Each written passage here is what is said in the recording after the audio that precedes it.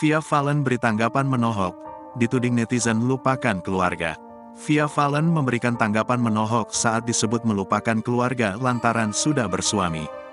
Diketahui, Via Valen sempat mengaku dimusuhi adik-adiknya lantaran tidak lagi memberi uang bulanan. Hal ini pun membuat sosok Via Valen cukup mendapat perhatian publik.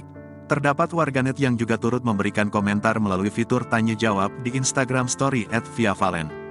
Warganet tersebut secara tidak langsung menyudutkan Via Valen. Via Valen dinilai sudah melupakan keluarganya lantaran sudah bersuami. Kak saran aja, jangan karena udah punya suami, keluarga kakak mulai dilupakan. Ortu peran penting, emoji peluk, tulis salah satu warganet.